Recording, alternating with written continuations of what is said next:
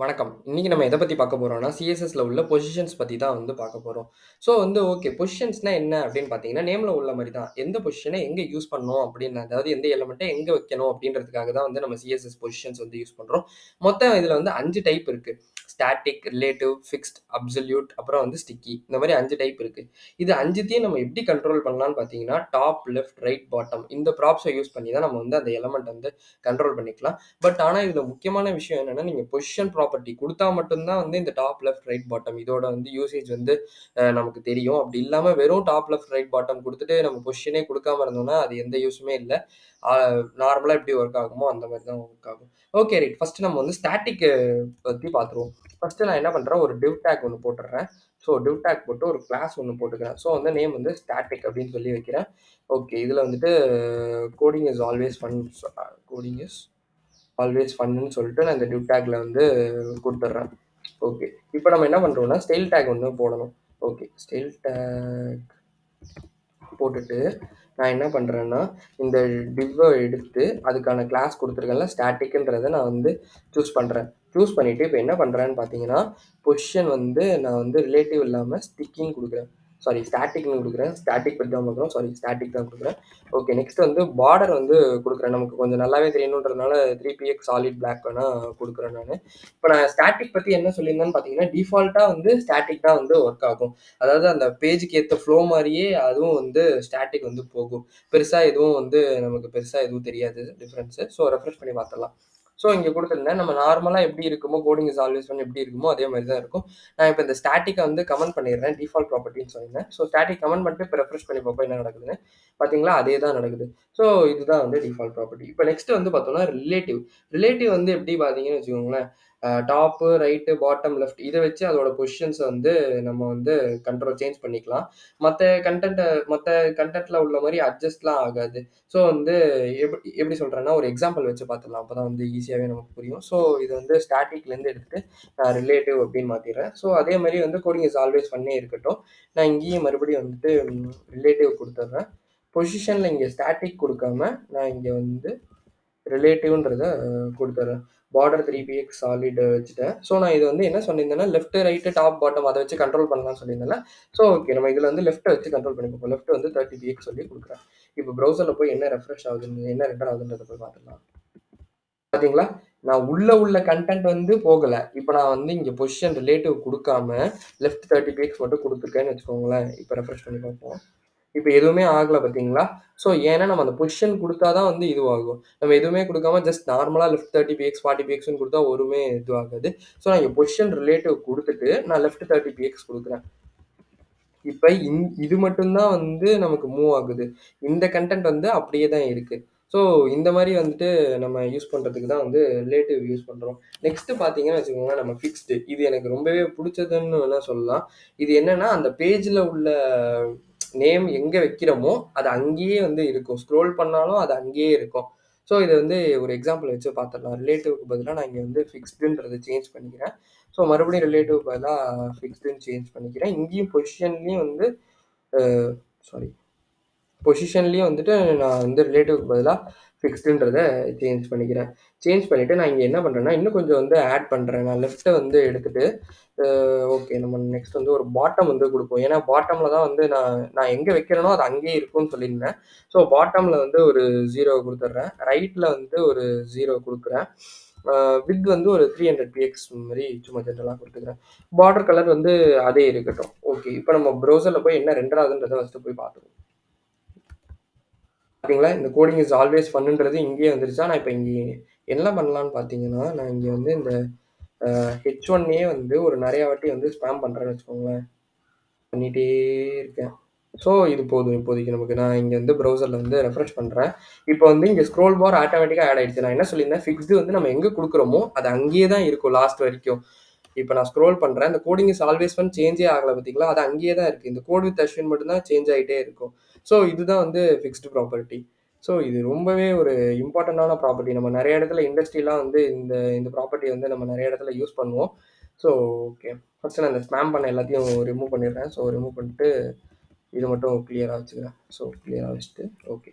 நம்ம நெக்ஸ்ட் என்ன ப்ராப்பர்ட்டி பத்தி பார்க்க போறோம்னு பார்த்தீங்கன்னா, அப்சல்யூட் ப்ராப்பர்ட்டியை பத்தி தான் பார்க்க போறோம். இது ஆக்சுவலா வந்து ரிலேட்டிவ் மாரி தாங்க.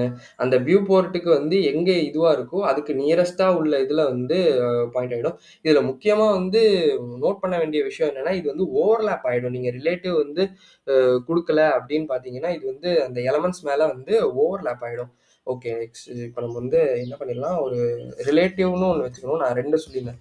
ரிலேட்டிவ் குடுத்துட்டு தான் நீங்க வந்து அப்சல்யூட் குடுக்கணும். ஸோ வந்துட்டு ரிலேட்டிவ்ல கோடிங் இஸ் ஆல்வேஸ் ஃபன்னுன்றதே இருக்கட்டும். நான் இன்னொரு டிவ் டாக் போடுறேன். இன்னொரு டிவ் டாக் போட்டு நான் என்ன பண்றேன்னா, இதுக்கு வந்து அப்சல்யூட்ன்ற கிளாஸ் நேம் வந்து வைக்கிறேன். ஸோ அப்சல்யூட்ன்றத வச்சுட்டு, இங்க வந்து டெஸ்ட் மெசேஜ்ன்னு சும்மா வந்து டெஸ்ட் மெசேஜ்ன்னு சும்மா வந்து குடுத்துடுறேன். ஸோ குடுத்துட்டு, இப்ப நம்ம என்ன பண்ண போறோம்னு பார்த்தீங்கன்னா, நம்ம வந்து இங்க டிவ் டாட் ஃபிக்ஸ்டுன்னு இருக்கிறது நம்ம என்ன பண்ண போறோம்னா, ரிலேட்டிவ்னு நான் ஃபர்ஸ்ட்டு வந்து மாத்திடுறேன். ஸோ ரிலேட்டிவ்னு மாத்திட்டு, இங்க நான் வந்து பொசிஷனையும் வந்து ரிலேட்டிவ்ன்றத குடுத்துடுறேன். குடுத்துட்டு, விட்த் வந்து 300 பிஎக்ஸ் இருக்கலாம், இல்ல 400 உங்களுக்கு எது வேணுமோ அந்த மாரி குடுத்துக்கோங்க. பார்டர் அப்படியே இருக்கட்டும். ஹைட் மட்டும் நான் வந்து சேஞ்ச் பண்ணிக்கிறேன். இந்த பாட்டம் ரைட் எனக்கு தேவையில்ல. அது வந்து நான் ஃபிக்ஸ்டு ப்ராப்பர்ட்டிக்காக வந்து உங்களுக்கு ஷோ பண்ணேன். ஓகே. நான் இங்க வந்து ஹைட் வந்து ஒரு 200 பிஎக்ஸ் வந்து குடுத்துக்கிறேன். ஸோ குடுத்துட்டு, இப்போ ஃபர்ஸ்ட்டு வந்து ப்ரௌசர்ல என்ன ரெண்டர் ஆகுதுன்றத ஃபர்ஸ்ட்டு போய் பார்த்துருவோம். அப்புறம் நம்ம வந்து இது பண்ணலாம். ரெஃப்ரெஷ் பண்றேன். இங்க கோடிங் இஸ் ஆல்வேஸ் ஃபன்னும் வந்துருச்சு. டெஸ்ட் மெசேஜும் அதுக்கு கீழயே வந்துருச்சு. ஓகே. இப்ப நம்ம வந்து இப்ப தான் வந்து முக்கியமான விஷயம். இப்ப நான் வந்து அப்சல்யூட்ட வந்து கால் பண்ணி இது பண்றேன். இப்ப நான் அப்சல்யூட்ல என்ன பண்றேன்னா, டாப் ஆஃப் 80 பிஎக்ஸ் அப்படின்னு சொல்லி குடுத்துடுறேன். 80 பிஎக்ஸ் வந்து ஃபர்ஸ்ட் வந்து வச்சுக்கிறேன். அப்புறம் வந்து ரைட் வந்து எனக்கு ரைட் சைடுல வேணும். ஸோ ஏன்னா இப்ப ஆல்ரெடி லெஃப்ட்ல தான் இருக்கு. நம்ம லெஃப்ட்லயே போட்டோம்னா, அது இதுவாச்சா இல்லையான்றது நமக்கு தெரியாது. ஸோ ரைட்ல வந்து போட்டுக்கிறேன். நெக்ஸ்ட் என்ன பண்ணேன்னா, விட்த் ஆஃப் 200 பிஎக்ஸ் வந்து குடுத்துக்கிறேன். இதுக்கு வந்து எனக்கு விட்த் வந்து 200 இருந்தா போதும். அதுக்கு நான் 300 குடுத்துருந்தேன். நெக்ஸ்ட் வந்து அதே மாரி ஹைட்டும் வந்து இதுக்கு கம்மியாவே வச்சுக்கலாம். 100 பிஎக்ஸ் வந்து இதுக்கு குடுத்துக்கிறேன். ஸோ குடுத்துட்டு நெக்ஸ்ட் வந்து பார்டர் கலர் வந்து 3 பிஎக்ஸ் சாலிட் பிளாக் வேணாம். நம்ம வந்து வேற கலர் வச்சுக்கலாம். பிளாக் இல்லாம லைட் ப்ளூ வேணா வச்சுக்கலாம். ஸோ லைட் ப்ளூ வச்சுட்டு நான் சேவ் பண்ணிடுறேன். இப்போ ப்ரௌசர்ல என்ன ரெண்டர் ஆகுதுன்றத போய் பார்த்துருவோம். பார்த்தீங்களா? அதுக்கான ஒரு பார்டர் வந்து அப்ளை ஆயிடுச்சு.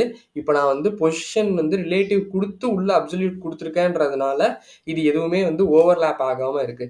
இப்ப நான் இங்க பொசிஷன் ரிலேட்டிவ் குடுக்காம சாரி இதுக்கே நான் பொசிஷன் குடுக்கவே இல்ல. ஸோ இதுக்கு வந்து நம்ம வந்து பொசிஷன் வந்து அப்சல்யூட் குடுக்கணும்.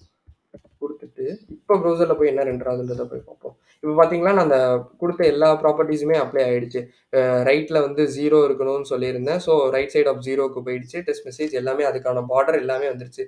இப்ப நம்ம வந்து பொசிஷன் ரிலேட்டிவ் குடுத்துருக்கிறதுனால, இது வந்து இப்படி ஒர்க் ஆகுது. இதே நான் வெறும் அப்சல்யூட் மட்டும் குடுத்திருந்தேன்னு வச்சுக்கோங்களேன். அதாவது நான் இங்க எதுவுமே பண்ணாம, அதுக்கு மேல உள்ளது மட்டும் இருக்கு. So okay. இந்த டிவ் டேக்கே வேணா கமெண்ட் பண்ணி வச்சிடலாம். ஸோ இந்த ரிலேட்டிவ் டிவ் டேக்கே நான் வந்து கமெண்ட் பண்ணிடுறேன். கமெண்ட் பண்ணிட்டு, இப்போ ப்ரௌசர்ல என்ன ரெண்டர் ஆகுதுன்றத போய் பார்ப்போம். இப்ப பார்த்தீங்களா, இது வந்து இந்த எண்டுக்கு போயிடுச்சு. ஸோ அந்த நான் சொல்லியிருந்தேன்ல, இப்ப அந்த அந்த இடத்துல ஒரு கன்டென்ட் இருக்குன்னு வச்சுக்கோங்களேன். நீங்க இப்போ ஒரு பிளாக் எழுதுறீங்க. ஃபுல் கன்டென்ட் வித் வந்து ஃபுல் கன்டென்ட் வச்சிருக்கோம். ஸோ இங்க வந்துட்டு பார்த்தீங்கன்னு வச்சுக்கோங்களேன், இது வந்து ஓவர்லேப் ஆயிடும். அதாவது வந்து அதுக்கு மேல என்ன டிவ் டேக் இருக்கோ, அதாவது அதுக்கு அதுக்கு பேரண்டா என்ன இருக்கோ, அது போய் அதோட போய் ஓவர்லேப் ஆயிடும். ஸோ நம்ம வந்து இங்க வந்து குடுக்குறோம்னா, அப்சல்யூட் குடுக்குறோம்னா, எங்க குடுக்குறோம்ன்றத பார்த்து முக்கியமா குடுக்கணும்.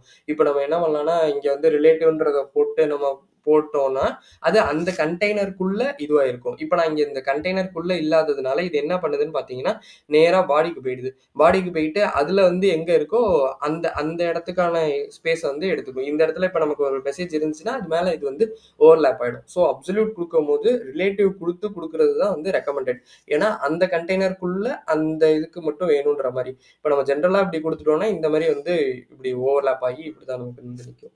ஓகே. ரைட். நம்ம நெக்ஸ்ட் வந்து ஸ்டிக்கி ப்ராப்பர்ட்டி பத்தி பார்த்துடலாம். ஸ்டிக்கி என்னன்னு பார்த்தீங்கன்னா, யூசர் ஸ்க்ரோல் பொசிஷன பொறுத்து அ உள் அதாவது அதுக்கேத்த மாரி அது வந்து வரும். இப்ப ரிலேட்டிவ்ல வந்து ஃபிக்ஸ்டுன்னு குடுக்குறோம்னு வச்சுக்கோங்க. நான் ஸ்க்ரோல் பண்றது மாரி. இப்ப சிம்பிளா சொல்லணும்னா, பொசிஷன் வந்து வியூ போர்ட்ட வந்து மீட் பண்ணோம்னா வந்து ஸ்டிக்கி ஆயிரும். அந்த மாரி தான் வந்து. இப்ப வந்து ஒரு டிவ் டேக் வச்சு நம்ம பார்த்துடலாம். இப்ப நான் இங்க அப்சல்யூட் எடுத்துட்டு ஸ்டிக்கின்னு வந்து குடுத்துடுறேன். So okay. இப்ப நம்ம இங்க மறுபடியும் போயிட்டு டிவ்ல வந்துட்டு ஸ்டிக்கி வந்து குடுத்துருவோம். ஸ்டிக்கி குடுத்துட்டு, இப்ப நான் என்ன பண்றேன்னு பார்த்தீங்கன்னா, அடுத்து வந்து இதே மாரி வந்து நம்ம இப்படி போட்டா தான் வந்து நமக்கு ஈஸியா தெரியும். ஸோ இந்த ஸ்டிக்கி ப்ராப்பர்ட்டிய நான் இங்க கட் பண்ணி ரிலேட்டிவ்க்கு பதிலா ஸ்டிக்கி இங்க குடுத்துடுறேன். ஸோ இங்க நான் வந்து ஒரு ஸ்டைல் வந்து நார்மலா இன்லைன்லயே எழுதிக்கிறேன். நான் சும்மா கிளாஸ்க்கு போகாம. ஸோ இன்லைன்லயே வந்துட்டு பேடிங் பாட்டம் வந்து குடுத்துக்கிறேன். பேடிங் பாட்டம் ஆஃப் 200 பிஎக்ஸ்ன்னு சொல்லி குடுத்துக்கிறேன்னு வச்சுக்கோங்களேன். பேடிங் பாட்டம் 200 pxன்னு சொல்லி கொடுத்து சேவ் பண்ணிடுறேன். ஸோ இங்கே செமிகோலன்றது நமக்கு தேவையில்லாது, ஒன்று தான் கொடுத்துருக்கோம். Okay right. இப்போ வந்து நம்ம இந்த டிவ் போட்டோம்ல, இந்த டிவ்வுக்குள்ள நான் என்ன பண்ணுறேன், ஒரு நிறைய பி டேக் வந்து போடுறேன். ஸோ இங்கே வந்து இந்த பி டேக்கை போட்டுட்டு நான் இங்கே கட் பண்ணிடுறேன். இந்த பி டேக் இங்கே போட்டு இங்கே க்ளோஸ் பண்ணிடுறேன். ஸோ இதே மாதிரி வந்துட்டு நான் நிறையா வந்து பி டேக் வந்து ஸ்பேம் பண்ணுறேன். ஒரு 3 நாள் பண்ணால் போதும். ஸோ க்ளோஸ் பண்ணிடுவோம். இங்கே வந்து டிவ்வை வந்து க்ளோஸ் பண்ணிடுறேன். இங்கேயும் வந்து டிவ் க்ளோஸ் ஆகிருக்கு. இப்போ நம்ம இங்கே போயிட்டு இந்த ரிலேட்டிவ் வந்து நமக்கு தேவையில்லை. ஸோ ரிமூவ் பண்ணிடலாம். டிவ் டாட் ஸ்டிக்கி வந்து போட்டிருக்கல. ஸோ இங்கே ஃபஸ்ட்டு விஷயம் என்ன பண்ணணும்னா, பொசிஷன் வந்து ஸ்டிக்கிக்கு மாற்றிடுறேன். பொசிஷன் வந்து ஸ்டிக்கிக்கு மாற்றிடுறேன். நெக்ஸ்ட்டு வந்து டாப் வந்து 0ன்னு கொடுத்துட்றேன். ஏன்னா எனக்கு டாப்பில் தான் இருக்கணும். நான் இதை விட்டுட்டு எல்லா இடமும் போக வேண்டாம் அப்படின்ற மாதிரி கொடுத்துட்றேன். ஸோ நெக்ஸ்ட் வந்து பேடிங் வந்து கொடுக்குறேன். பேடிங் ஆட்டோ கொடுக்காம ஒரு சின்னதாக ஒரு 5 px இருந்தால் எனக்கு போதுன்ற மாதிரி வந்து கொடுத்துட்றேன். ஸோ இதுக்கு நம்ம பேக்ரவுண்ட் கலர் வச்சா தான் அது இருக்கா இல்லையான்றது நமக்கு தெரியும். ஸோ பேக்ரவுண்ட் கலர் வந்து நான் வந்து அக்வாமரைன் வந்து கொடுத்துட்றேன். நெக்ஸ்ட் வந்து பார்டர் வந்து 3 px சாலிட் லைட் ப்ளூ வேணாம், நம்ம வந்து அதுக்கேற்ற மாதிரி ஒரு பிளாக்கே வேணால் கொடுத்துடலாம். ஸோ ஜென்ரலாக பிளாக் கொடுக்குற மாதிரி பிளாக் கொடுத்துடலாம். இப்போ நம்ம இந்த ஹைட்டும் வித்தும் நமக்கு இப்போ தேவையில்லை. இப்போ நான் இதை எடுத்துகிட்டு ஃபஸ்ட்டு ப்ரௌசரில் என்ன ரெண்டராதுன்றதை போய் பார்த்துருவோம். பண்ணுறேன். இப்போ கோடிங் இஸ் ஆல்வேஸ் ஃபன்னு வந்துருச்சு பார்த்தீங்களா? இப்போ நான் இங்கே ஸ்க்ரோல் பண்ண இது வந்து இதுவாகிடும். இது நான் வந்து இங்கே எது கொடுத்துருக்கு, இப்போ பேடிங் 5 px கொடுத்துருக்கிறதுனால இது ரொம்ப பெருசாகி அதுக்கேற்ற மாதிரி வந்து வருது. இதே நீங்கள் வந்து இன்னும் சின்னது பண்ணி கொடுத்தீங்கன்னா வந்து ஸ்டிக்கியாக ஆகிடும். இது இந்த ஸ்டிக்கி ப்ராப்பர்ட்டி வந்து எங்கே யூஸ் பண்ணுவாங்கன்னு பார்த்தீங்கன்னா, நம்ம யூசர் ஸ்க்ரோல் பண்ணும் போதுனா அந்த நேப் பார்லலாம் வந்து இது மோஸ்ட்லி யூஸ் பண்ணுவாங்க.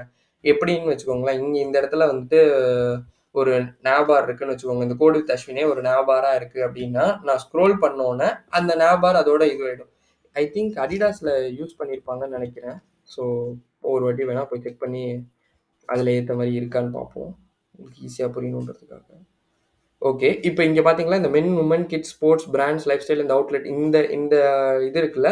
இப்போ நான் யூசருக்கு ஏற்ற மாதிரி இப்படி ஸ்க்ரோல் பண்ணுறேன். ஸ்க்ரோல் பண்ணாலும் பார்த்தீங்களா அது வந்து இதுவாகிடும். அந்த ஸ்டிக்கி ப்ராப்பர்ட்டி வந்து அந்த இதுவாகிடும். அந்த பொசிஷன் வந்து அந்த வியூ போர்ட்டை மீட் பண்ணோன்னே அது வந்து அப்படியே அந்த இதுவாகிடும். இதுதான் வந்து நம்ம ஸ்டிக்கி ப்ராப்பர்ட்டி அப்படின்னு சொல்லி சொல்லுவோம். இதில் ஏதாவது டவுட் இருந்தால் நீங்கள் வந்து கமெண்ட் பண்ணுங்கள், நான் உங்களுக்கு கண்டிப்பாக ரிப்ளை பண்ணுறேன். இந்த வீடியோ பிடிச்சிருந்தா லைக் பண்ணுங்கள், ஷேர் பண்ணுங்கள், சப்ஸ்கிரைப் பண்ண மறந்துடாதீங்க. தேங்க்யூ ஃபார் வாட்சிங் திஸ் வீடியோ.